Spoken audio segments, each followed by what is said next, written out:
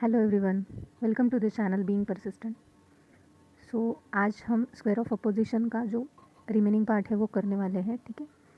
और जब भी हम एमसीक्यूज़ लेंगे तो एमसीक्यूज़ में आपको ये सारे जो हमने कंसेप्ट डिस्कस किए हैं तो उस पर आपको और ज़्यादा क्लियरिटी मिल जाएगी, ठीक है। सो टिल देन हम कंसेप्ट क्लियरेंस पे ही ज़्यादा ध्यान देते हैं। ओके, सो हमने कॉन्ट्राडिक्टरी का पार्ट लिया था। अभी हम देखते हैं कि कॉन्ट्ररी के क्या रूल्स हैं। ओके, सो हमने जो डायग्राम पहले जो फर्स्ट वीडियो अगर आपने देखा नहीं होगा तो फर्स्ट वीडियो आप देखिए। उसमें हमने क्या किया है कि स्क्वायर ऑफ अपोजिशन का एक डायग्राम निकाला है, जिसमें ये जो होता है ये कॉन्ट्राडिक्टरी होता है, ये जो होता है ये पार्ट ये कॉन्ट्ररी, एंड ये जो होता है ये सब कॉन्ट्ररी, एंड इधर वाला जो है वो होता है सबल्टन, ठीक है। तो आप ये अभी मैंने छोटी सी डायग्राम निकाली है, लेकिन फर्स्ट वीडियो से आपको और ज़्यादा क्लियरिटी मिल जाएगी, ठीक है। सो अभी जो हम देख रहे हैं वो कॉन्ट्ररी वाला पार्ट देखने वाले हैं, ठीक है, कि कॉन्ट्ररी के क्या रूल्स हैं, क्या ध्यान में रखना चाहिए, और उसके बेसिस पे जो प्रपोजिशंस पूछे जाते हैं तो उसको कैसे डील करना है, ठीक है। सो कॉन्ट्ररी का द फर्स्ट रूल है कि इट्स ऑलवेज बिटवीन यूनिवर्सल, मतलब जैसे मैंने पहले वीडियो में भी बताया था कि यहाँ पे जो पार्ट है ये पर्टिकुलर का है, ये यूनिवर्सल है, ठीक है। सो ये यूनिवर्सल के बीच में होता है, ये हमने देखा। अगर आपको ज़्यादा क्लियरिटी चाहिए हो तो आप पहले वीडियो में एक स्क्वायर दिखाया था कि जो अपोजिशन का एक स्क्वायर था, तो उसमें मैंने सारे कंसेप्ट्स एक गो थ्रू कराए थे, ठीक है। तो आप अगर वो देखोगे तो आपको हम अभी जो पार्ट लेने वाले हैं आज, तो उसके बारे में और ज़्यादा क्लियरिटी मिल जाएगी, ठीक है। सो ये जो होता है ये कॉन्ट्राडिक्टरी हमने देखा था। ये जो पार्ट है ये कॉन्ट्ररी होता है, ये होता है वो सब कॉन्ट्ररी, ये सबल्टन, ठीक है। बाजू के दो जो है वो सबल्टन। एंड नेक्स्ट इज़ कि यहाँ पे जो है वो ए होता है, ठीक है। जैसे हमने 4 वोवेल्स लिए थे इंग्लिश के, ये होता है ई, ये आई, एंड ये ओ, ठीक है। सो यहाँ पे जो होता है वो यूनिवर्सल, एंड यहाँ पे पर्टिकुलर। सो अभी हमने जो ये कॉन्ट्ररी देखने वाले तो ये किसके बीच में है, ए एंड ई के बीच में, जो कि यूनिवर्सल का पार्ट है, ठीक है। So it is always between universal, जैसे कि यहाँ पे भी दिखाया है, ठीक है। ये या तो पॉजिटिव होता है, मतलब ये साइड, या तो निगेटिव, ठीक है। देन नेक्स्ट इज़ कि बोथ स्टेटमेंट्स, मतलब जो दोनों स्टेटमेंट्स होते हैं ना, both statements can not be true at same time but both can be false.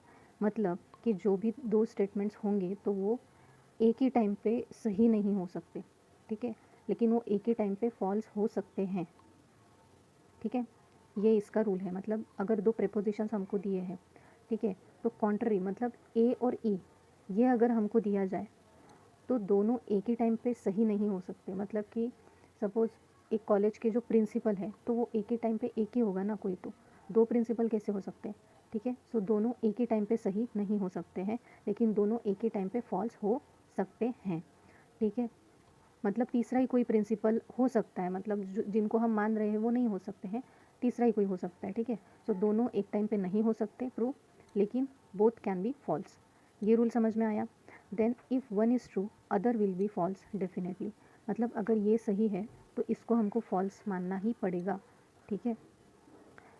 Then if one is false, मतलब अगर जो ए है वो फॉल्स है, सपोज करो एक इसमें से जो है वो फॉल्स है, ठीक है, तो दूसरा जो है, ठीक है, मतलब जो दूसरा है तो वो क्या होगा फिर, डाउटफुल रहेगा, मतलब वो ट्रू भी हो सकता है और फॉल्स भी हो सकता है। जैसे अभी कॉलेज के प्रिंसिपल का एग्ज़ाम हम लेते हैं कि पहले रूल में क्या है, इट्स ऑलवेज बीन यूनिवर्सल, ये तो समझ में आ गया आपको कि ये यूनिवर्सल के बीच में है ये दोनों। Then both statements can not be true, मतलब एक कॉलेज के दो प्रिंसिपल्स नहीं हो सकते एक ही टाइम पे, लेकिन वो दोनों फॉल्स हो सकते हैं, ट्रू नहीं हो सकते, फॉल्स हो सकते हैं, ठीक है, क्लियर। देन आगे का जो रूल है वो क्या है कि if one is true other will be false definitely, मतलब ये जो दो प्रिंसिपल्स हैं तो प्रिंसिपल कोई भी कॉलेज का एक ही रहेगा, तो अगर ये एक ट्रू है मतलब ये एक ओरिजिनल है तो ये डेफिनेटली फॉल्स रहेगा, ठीक है। ये समझ में आया। देन नेक्स्ट जो रूल है उसमें ये बताया है कि इफ़ वन इज़ फॉल्स, मतलब ये जो दो प्रिंसिपल्स हैं तो पहला ओरिजिनली फॉल्स है, तो जो दूसरा है वो डाउटफुल रहेगा, मतलब ये ट्रू भी हो सकता है एंड फॉल्स भी हो सकता है, ठीक है। आए कंसेप्ट क्लियर हो गए, समझ में आ गया, ओके। सो यही बेसिकली इसके रूल्स है और इसके बेसिस पे प्रपोजिशंस पूछे जाते हैं। जैसे कि हम एग्जांपल के बेसिस पे यहाँ पे देखते हैं कि ऑल मैंगोज आर येलो, ठीक है, ये सेंटेंस है, मतलब ये जो इसका ऑल का ये सेंटेंस है, ऑल मैंगोज आर येलो। अगर हम इसको ट्रू माने, ठीक है, एंड दूसरा है नो मैंगो इज़ येलो, तो दूसरा हम क्या मानेंगे, डेफिनेटली फॉल्स मानेंगे। क्लियर? ये जो रूल है ना, तो ये थर्ड रूल है, ठीक है, और ये जो रूल है ये रूल है फोर्थ, कि जैसे ऑल मैंगोज आर येलो, मतलब अगर ये फॉल्स है, ठीक है, तो जो है दूसरा है नो मैंगो इज़ येलो, ये या तो ट्रू होगा या फॉल्स होगा, मतलब ये डाउटफुल होगा, ठीक है। एंड अगर ये बोथ स्टेटमेंट जो है ये एक टाइम पे सही कैसे हो सकते हैं, ठीक है, सही नहीं हो सकते, बट ये बोथ फॉल्स हो सकते हैं।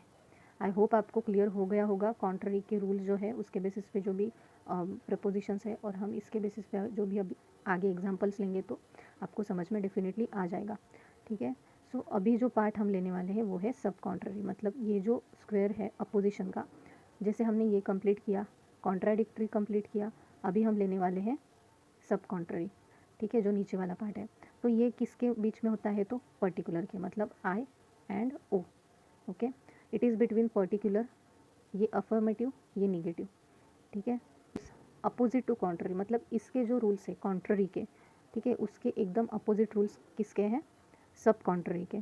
Both statements can not be false, contrary में क्या था, कैन नॉट बी ट्रू, यहाँ पे क्या है, false, at the same time but both can be true, मतलब अब अगर आपने कॉन्ट्ररी के रूल्स भी अच्छे से ध्यान में रख लिए तो आपको सब कॉन्ट्ररी में कोई भी प्रॉब्लम नहीं आएगी, okay. Then if one is false the other will be true definitely, मतलब यहाँ पे पहले कॉन्ट्ररी में ट्रू लिया था और यहाँ पे फॉल्स था, तो यहाँ पे फॉल्स है, यहाँ पे ट्रू है, सारा अपोजिट लिया है उन्होंने। If one is true the other will B doubtful, ठीक है, क्लियर हो गया। तो अभी ये सम, जैसे कि हमने कॉन्ट्ररी में देखा था, जो वो यूनिवर्सल में होता है और वहाँ पे क्या था, ऑल एंड नॉट, वहाँ वैसे ही यहाँ पे सम एंड सम नॉट है, ठीक है। एग्जांपल देखते हैं, ऑल मैंगोज आर येलो, ठीक है, जैसे कि ऑल मैंगोज आर येलो, ये अगर फॉल्स है तो सम मैंगोज आर नॉट येलो, ये डेफिनेटली ट्रू रहेगा। सम मैंगोज आर येलो, अगर ये ट्रू है तो जो दूसरा है सम मैंगोज आर नॉट येलो, तो ये ट्रू भी हो सकता है एंड फॉल्स भी हो सकता है, मतलब डाउटफुल है, ठीक है। तो यहाँ पे थर्ड रूल, यहाँ पे फोर्थ रूल, इस तरह से रूल्स यहाँ पे हमने अप्लाई करके देख लिए। सो आई होप आपको आज का जो पार्ट था कॉन्ट्ररी एंड सब कॉन्ट्ररी का, वो आपको अच्छे से समझ में आ गया होगा। इसके बाद हम जो अभी पार्ट बाकी है, रिमेनिंग पार्ट, जो हमने यूनिवर्सल लिया, हमने पर्टिकुलर लिया, कॉन्ट्राडिक्टरी लिया, अभी हमारा जो है वो बाकी है सबअल्टर्न वाला पार्ट। सो उसके भी कुछ रूल्स है, इसी तरह से ईजी है, आपको समझ में आ जाएंगे, ठीक है, और उसके बेसिस पे हम आगे MCQs लेंगे। Thanks for watching.